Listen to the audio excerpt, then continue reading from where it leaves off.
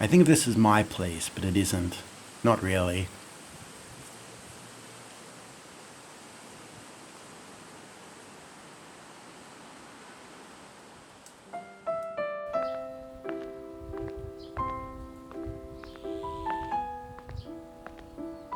On the campus where I work, at the top of these stairs, is a small hidden garden. Almost nobody comes here because it's not a destination, it's an interstice, an accidental space that exists between a hill, a road, and an amphitheater. The closest it comes to having any purpose is the empty space at the top of the stairwell, which is a benignly tolerated smoking spot. At its center is a small clump of red pines. The gardeners maintain it, though, and this place is a testimony to their dedication. Nobody would complain if it was allowed to run wild, but they don't do that. I've never seen anybody else come here, so I think of it as my place, even though it isn't, not really.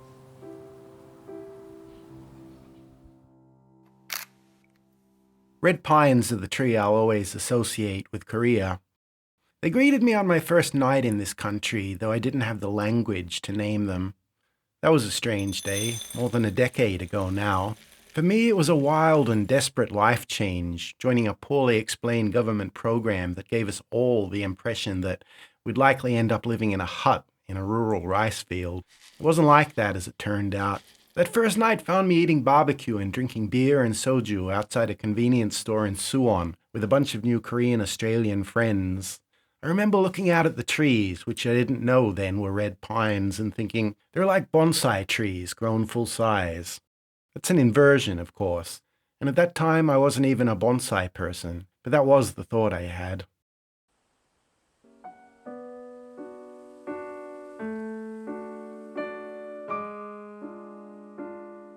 Red pines, Pinus densiflora, are Korea's unofficial national tree.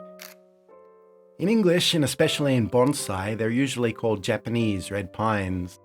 That name is an artifact of how they entered Western awareness, not a geographically or culturally neutral description. In Korea, they're sonamu, literally just pine tree. Other pines have other names, but this one is the pine tree. In Japanese bonsai, they're often treated as secondary to the black pine, a prejudice that carries through weirdly into bonsai in the West. It's one of those affectations where Western bonsai practitioners adopt Japanese signifiers without much cultural understanding, a kind of half-understood Orientalism dressed up as expertise. Then they style them like black pines. But red pines aren't black pines. Black pines are coastal trees, squat and dominant. Red pines are mountain trees, in bonsai terms, literati in style, often growing in tall, twisted shapes. There's a theory I like which says that these red pines are not actually naturally twisty, that it's a result of artificial selection. The idea is that for millennia, loggers chose to chop down the straight-trunked trees and they tended to leave the twisty ones. And there is actually some evidence for this around the temples in places like Gyeongju, where there's been human habitation for a really long time. The red pines do tend to be naturally more twisty. Of course, it could just be a nice story. More recent research suggests that actually it's a result of wind and rain and local adaptation, but it's a story I want to believe, so I choose to believe it.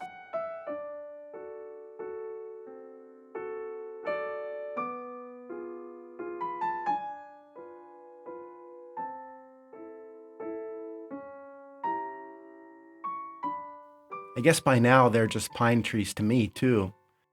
And my favorite pine because they represent this place and time to me. I was here and being here has changed me. So that is part of how I see things now and the place I speak from.